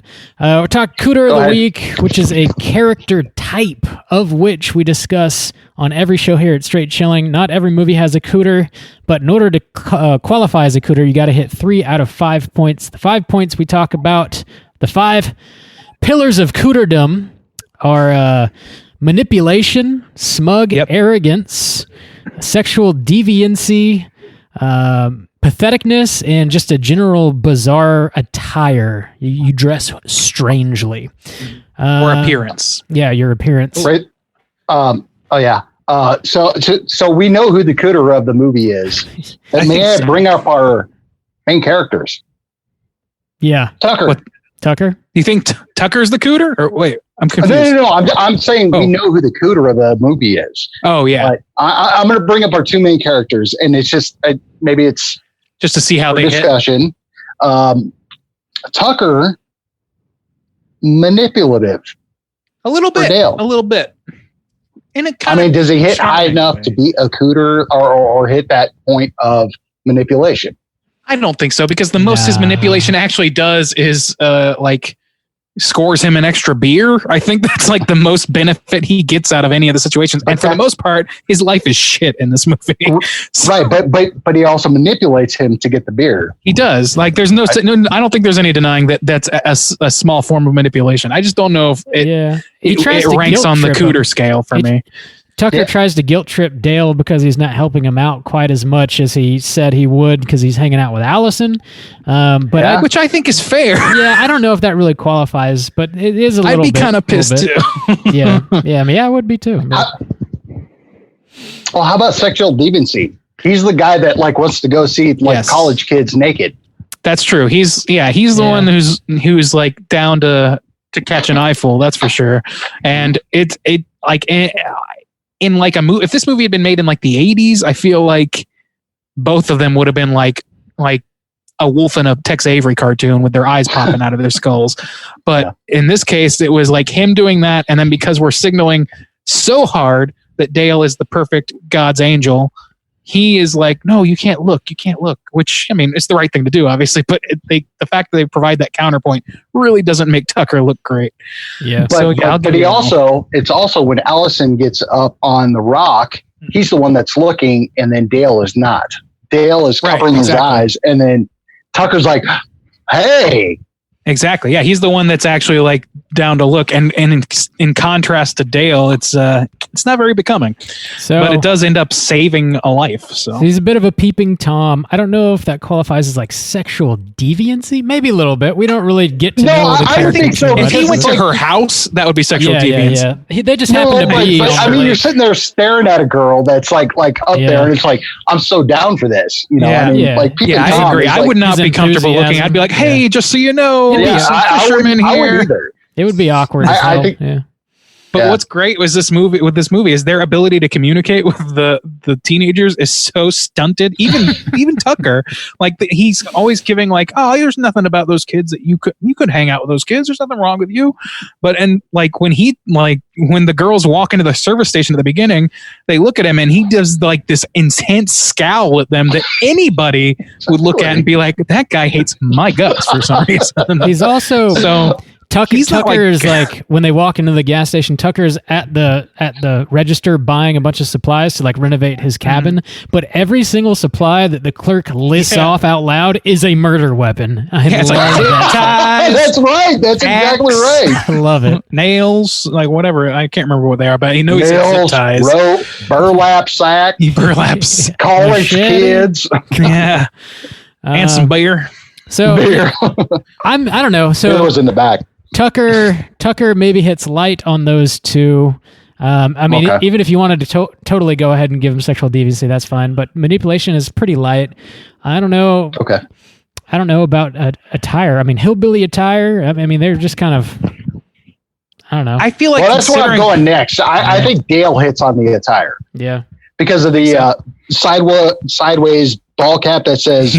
What is it? Get her or get her done? Or something? I don't know what it's. It's on sideways, and he's wearing overalls, so that's attire, right? With no shirt underneath, I believe, right? Exactly right. Which is very, very much a redneck signifier in popular culture. So yeah, he's definitely. I mean, I don't know if I would qualify either of their costumes because of the nature of the movie. I don't like. It'd be like, what are you gonna? If you're watching a movie about space, you don't say, boy, that guy's dressed weird about an astronaut, you know? But you're not going to wear a hat on sideways that says giver. I'm not. But damn, somebody. And he's wearing overalls. Yeah, I mean, I think it's fair to say that it's not my style, and I don't think it's very many people's style. Mine either. I'm in Wisconsin. I don't know. There has to be a pretty strong confluence for me to feel confident in labeling the Cooter, and I'm not feeling it for those guys. No, Chad is hard enough to really call. Chad is like 10,000% Cooter. Smug as shit. He God, is he's arrogant through the roof, dude. Yeah, I mean, his absolutely. arrogance is like, Yeah, which is okay. It's so like plain. It's so plain to see. He's like He does- pathetic because of his like really bizarre fetishization of himself, really, because he thinks But- we're better than these guys, right? To Allison, You want something specifically? Is that he smokes weed and then he takes an inhaler after that, so he tries to saw look that. cool in front of everybody. That's I pretty saw pathetic. yeah, that is pathetic Right? too. Yeah, So he's trying to look cool in front of everybody. I like How about that. his attire? He's got a polo shirt pulled up. He's got a gold ring or a gold necklace, and he's wearing like one of those wristband things. Yeah, he's not. This is the past tire. the time. I know that this was released in 2010, but made 3 years prior. Even into like 2007, I don't think that was still a thing. Like those weren't Nope. things that people were still doing. That was like a throwback that happened. Like I don't know, like 2004 or something. 2020, like the 2004 to 2006. There was some of that going on, but I don't think like at this point that was a thing. Oh. At least it was pretty No, well established. But he's wearing bullshit. He's wearing a black wristband Mhm. with his polo shirt yeah. pulled up with the gold chain. Mm-hmm. Yeah, That's the a tire, the right? pop collar in the middle of the woods when you're like on a camping trip with your buds. Nah. That you instigated Yeah. and that your mother was raped at. Like I don't know, man. Yeah. He's arrogant. We talked he's, about patheticness. he's manipulative. Sexual deviancy. Oh yeah, he's way up there because he And that- like licked her face and he was going to rape her before Dale came in. So That's that's true. sexual deviant, right? Yeah, absolutely. A For sexual sure. deviant. And then he manipulates Like- all of his friends to like try and kill these hillbillies with him. Hillbillies. Yep. He's the one that's obsessed with gets them all. status too. Yeah, all five. Chad is definitely a cooter. Not all hillbillies are cooters, but Chad is. Chad is. Is Chad the Jeremiah Sands of this movie? He, Oh, he for sure. is. He hits all five, but right? He hits all five. I don't know if he's. I don't know. he Like didn't I don't want write to a even compare song the two. about himself and then masturbate Yeah. while listening to that song. So he's That's he's kind of- not quite there yet. Yeah. But He's he went close. on another direction of smoking weed because he wanted to look cool in front of his friends, and he's asthmatic. You should be True. smoking weed if you're asthmatic. I just feel like just the eat combination edibles. of the song, this combination of Jeremiah Sand's song and his breakdown at the end of that movie where Yeah. he's like, I'll suck your dick or whatever. Like that's a level of patheticness Okay. that is rare. So we're talking about the movie Mandy, in which the I ultimate guess we cooter should that we say. have come across is a character called Jeremiah Sand from the movie Mandy, which and came it's a out. spoiler, so Yeah. sorry. Sorry, Bit of a guys. spoiler. Watch the movie; it's great. Nick Cage goes full Nick Cage. Check it out. Okay, so would you say that Chad is Jeremiah Sands light? Yeah, I think he's the ultimate cooter. He's the he's the Bush cooter light. of this 2020 movie. so far. I would put him in the upper echelons of cooterdom for sure. Yeah, one I of the would top too tier. because he hits all Yeah. five. All Yeah. five and strongly, not just not even like small infractions. We're talking. This is a pattern of behavior that is just cooter all over. 5-star cooter, Chad from Tucker and Dale vs. Evil. Bam. We Around found here, him. that means big money. We found him, boys. We found him. Chad, Let's Fuck let's go ahead and get into what we've been watching this week. Hey, gang, what you been watching? The quote social hour of the show has arrived. we Gotta can say finally it. let loose. We can shake that oh, mold. I got my out. crab Some cakes, by the way. mouses. They're back here. Crab cakes. Crab cakes. You got some crab. Well, Get your hands on them fuck because yeah. I love the crab cakes. You're Thank in you for Florida. the setup, I'm in John. Wisconsin. I'm in Sheboygan. Oh shit! Sorry, just kidding. God, the crab cakes. God. Randy, what you been watching, man? I actually got quite a bit of good viewing in over the last couple weeks. Some stuff I just forgot to mention last week when I was writing stuff down. One thing was a series. Tell me if I've covered any of this before, Bob, because I can never remember what I've covered. And what I will haven't. try.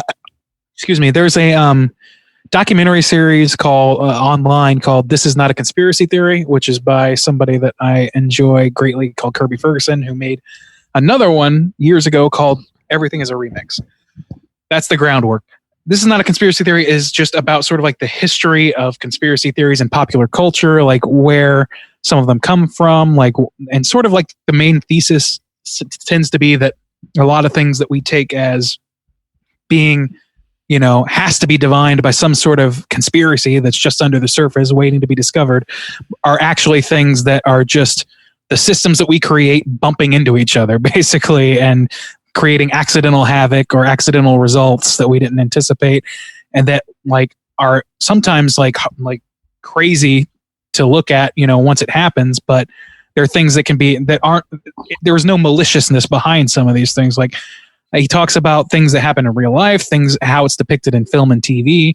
It's really interesting, and I highly recommend it. I think it's worth a watch. I also watched several new movies on HBO and so forth that I had not seen yet, and one of which was Ready or Not. Finally got to watch that. Big ups on that one. I had a great time watching that. It's very much scratching the itch that Knives Out has been has cursed me with ever since I watched Knives Out. I've been wanting to watch those sort of like old mansion murder mystery type things so bad, and this definitely is. That movie was so fun, fun. Exactly, both. Oh my god! Really. And we reviewed it on our podcast. Sorry. Oh no, that was good so stuff. Fun. I wanted to see it when it was in theaters. I just never got to it, and finally got a chance. I was really happy about it. It's good stuff. I also watched Good Boys. Are you guys familiar with the comedy Good Boys?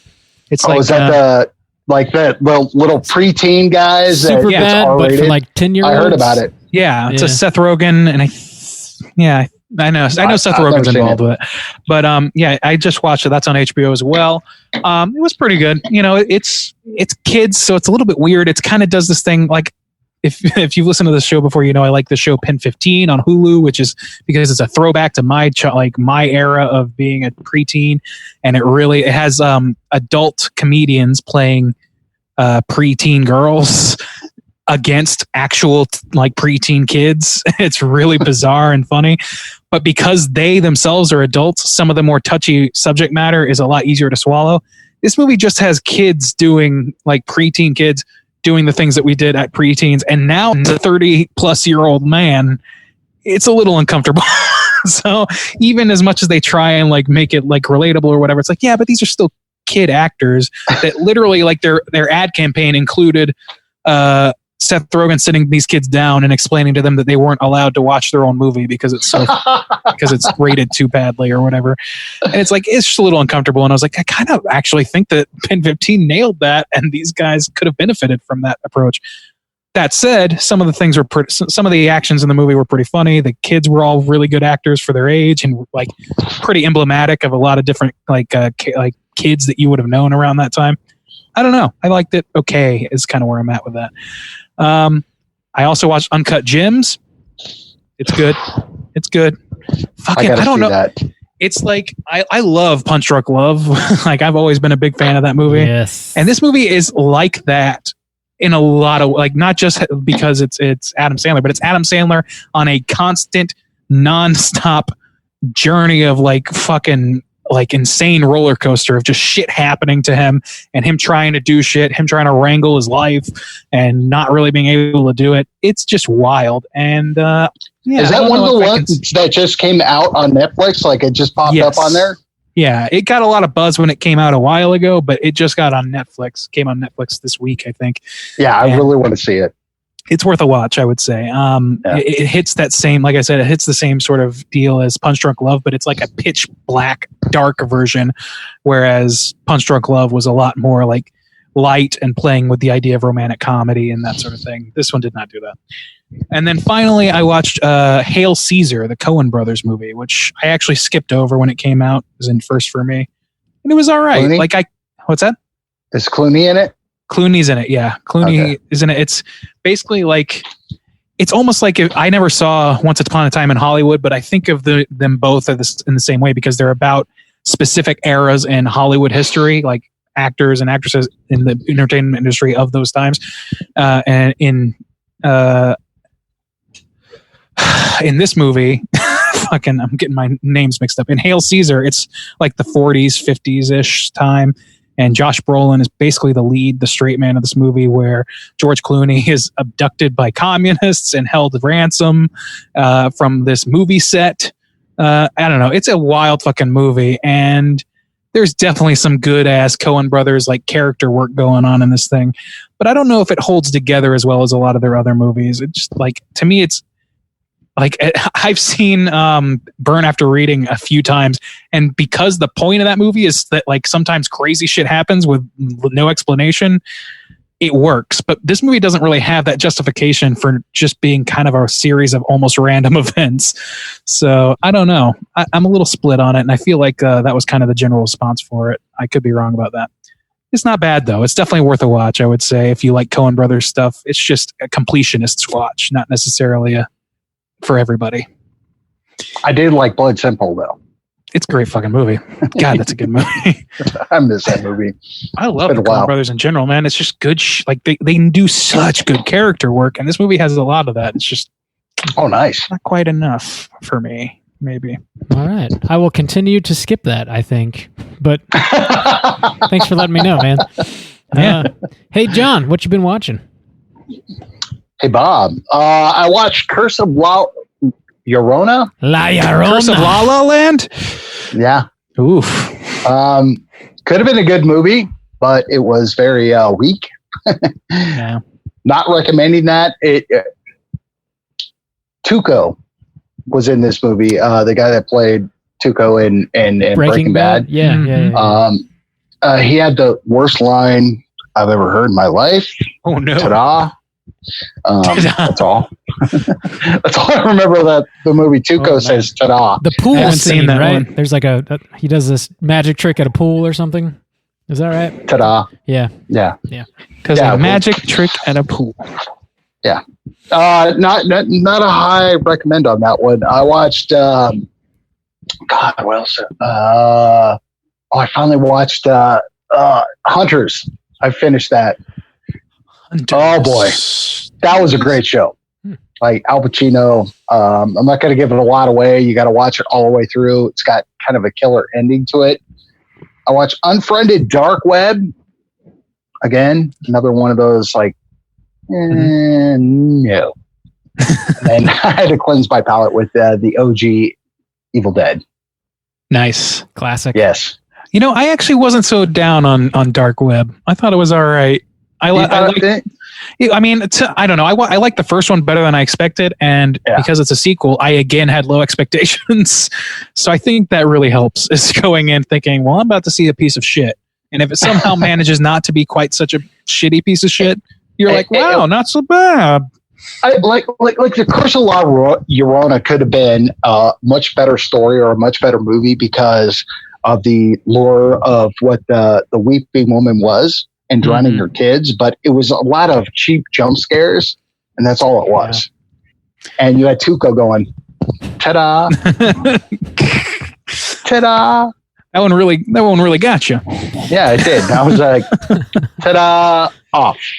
Damn. I might want to watch that just to see just how bad it is, because like that's the diminishing returns we've talked about on the show before of the James Wan extended universe. I pictured this movie like James Wan sitting on off camera. Like, you guys ever seen Jay and Silent Bob Strike Back? Like back in the day.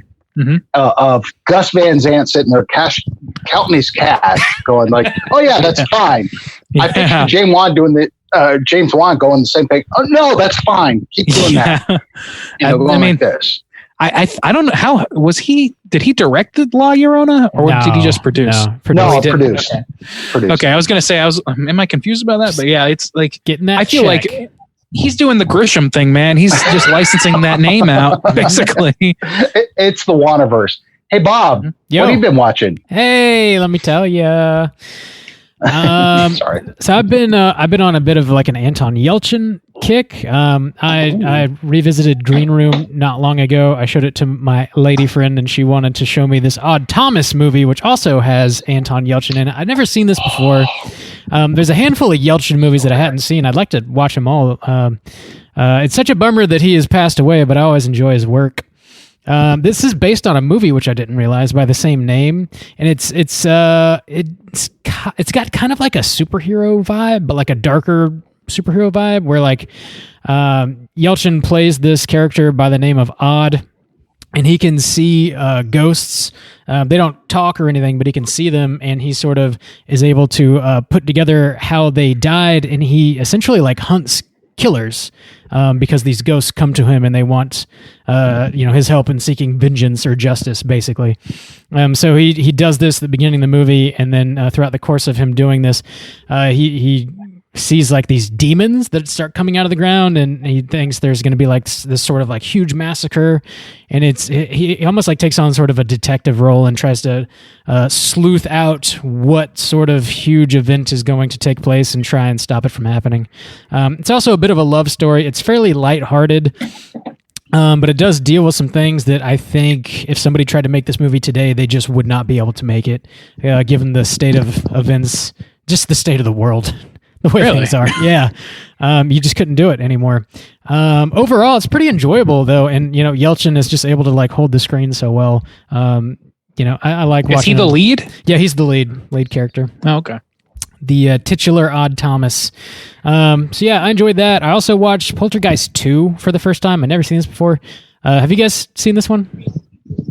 Poltergeist 2? If I have, it's been too long for me to remember. His holy temple. Yeah. Isn't there like a kooky ass motherfucker like that looks like a corpse in this like movie? The tall man from Phantasm. Yeah, That's it's like the tall man with Night of the Hunter and the Crypt Keeper all rolled into one. Exactly right.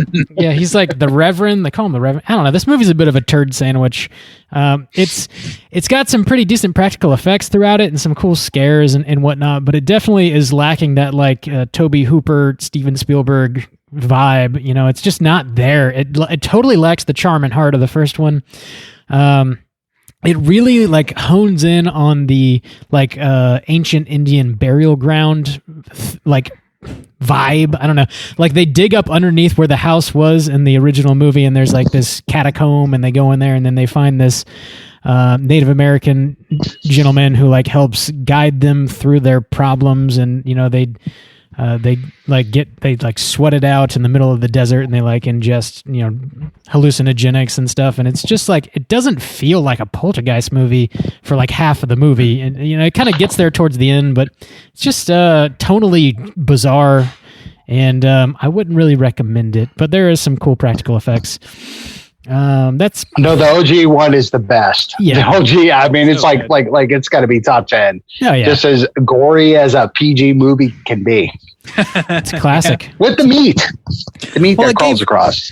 Shit just be leaving traces of nightmare in people's brains with the first one. I don't think the same is true of the second. Although I will say that I always like the Preacher. The reason I brought him up first is because he stuck with me a little bit. I remember seeing that when I was young, and it was that dude's face. That man's got a face that could cut granite. He's spooky. He's definitely spooky. But yeah, that's really all I've been watching. The last little segment on the show, we got our Hotline Scream segment. We don't have any voicemails to play this week, but if you'd like to call in and leave us a voicemail to be played next week on the show, you can hit us up at 904-638-3231. Gentlemen, do you have any questions or prompts to pose for the audience? Ooh, John's got one. John, what do you got? I do. I joined you guys on the Joe Bob watch parties. Wasn't a big fan of the ones this past weekend. Mm-hmm. Yeah. Dead Heat. All right. So I was okay with that, but Cannibal Holocaust. No, thanks. If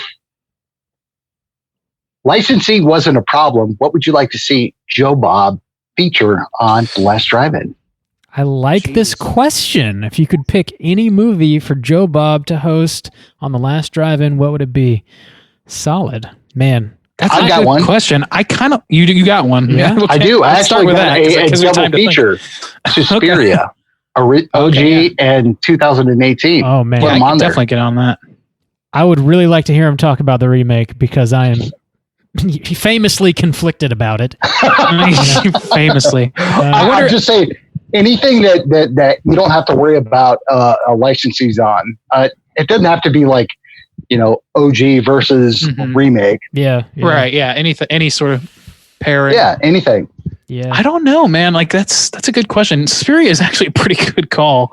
because It like is. there's so much going on in the background or in the making of that movie that like when we covered those movies with Anthony, like he had so much good information about the writing of the original, and then Agreed. talked about the new. Like I think there's a lot of like things you could swim in topically about those movies.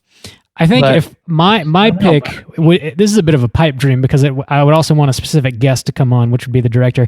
I'd like for him to host Kronos and have Guillermo del Toro come on and talk that to would him be about great. it. That would be dope. That would be great. Have you heard the podcast? Whatchamacallit? It's a Fangoria one. It's Postmortem with Mick Harris. Yeah. familiar with it. I haven't listened myself, but yeah. Guillermo was like on his previous episode. That guy is the most interesting motherfucker on the planet. I can listen to that guy talk all day long. Yeah. He's talking about his childhood and everything. But yeah. I would love Guillermo. to Oh my God.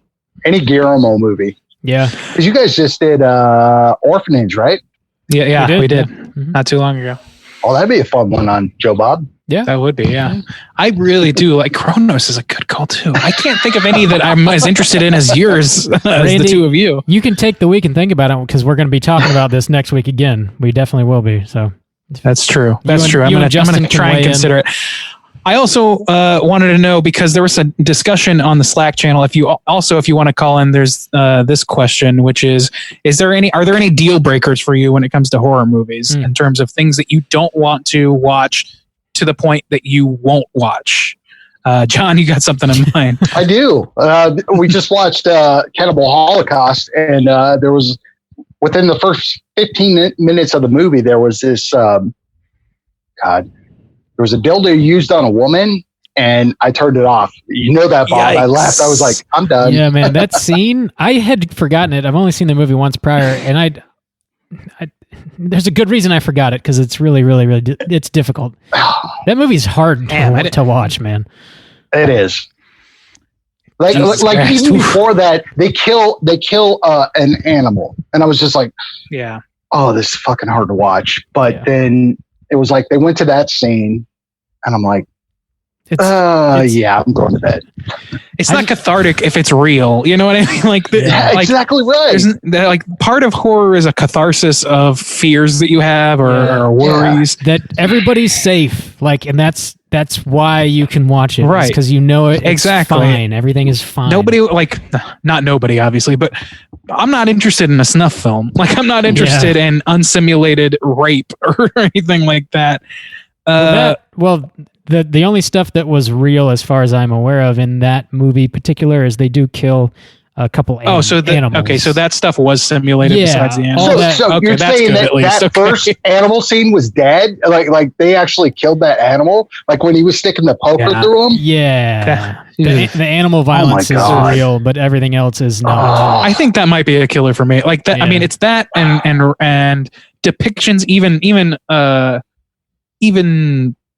simulated depictions of rape are still pretty hard for me. I can get through them for the most part, but you have to earn it from me because I'm not going to do that unless it's out of duty for this podcast or out of a desire to.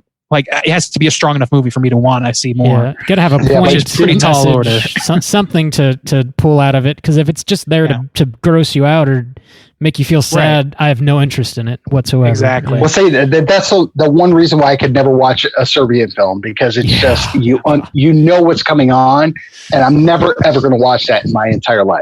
Well, I'm just it's hard to I'm blame not. you. Mikey might make you watch it at gunpoint or something Bob. one day. But Yeah.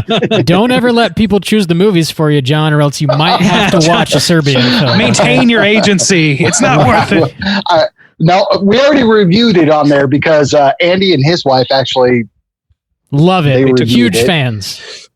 That's You how they know get the going. You know, honest opinion, they did like it. Oh, I was hey. like, wait, hold on a second. Wow. What? I didn't even like Human Centipede. I'm like, I know this is fucking They fake. are and meant it's- for each other. Then, if they're the two people that like that movie. They might also be Bottoms up. meant for prison. Do they do Almost couples spit my wine prisons? out. Don't do Shut up, that. Randy. Almost spit my wine out. Don't do that. Oh, Spit take. Well, all right. Yeah. So give us a call at what number, Bob? If you have an answer to that question or the question about what you want Joe Bob to host, please call us at without licensing. I mean, Without if licensing was a problem. Yeah, hit us up at 904-638-3231. We'll play your voicemails on next week's show. We're going to be back next week with a brand new show. As always, we're talking about yet another Patreon pick. This one was chosen by our lovely supporter, Nicole. Thanks for the support, Nicole. The movie's going to be Dark Knight of the Scarecrow from 1981. Cool. I love that movie. I've never seen it. I do. Yeah, I know nothing about it, and that's how I'm going to keep it. It scared the piss out of me when I was a kid. Sweet. Sorry. Ooh, that's good to hear. All right. Excited to watch it. John, big thanks again, man, for hanging out with us, filling Justin's void, and you know what? Proving that we just don't need him on this show. Thank you so much for doing that. You know what? That's a void that can remain unfilled, really. Guys, thank you so much. And I speak on behalf of Andy, is that we seriously have had all three of you guys on the show, and we're going to continue to. So we got a rotation going, and thank you guys so much. Thanks for having me on. Look forward to joining you guys again. And one more time, why don't you remind everybody where they can find your show at? Horrorphoria.com or anywhere you listen to your podcast. Horrorphoria. Slam it into your ear holes. Until next week, please rate, review, and subscribe to us on iTunes. You can follow us on Twitter at STR8_chilling, on Instagram at Straight Chilling Podcast. You can send us an email through our website, straightchillingpodcast.com. If you want to join in on our Slack channel conversations, our daily Slack channel conversations, just let me know on any one of our social media platforms, and I'll send you a link to join in on the conversations. We talk about the movie of the week, TV, music, topical shit, anything and everything that comes up. We've got a really solid community going on Slack, and it's a lot of fun. So until next week, as always, all you mother truckers, please keep chilling.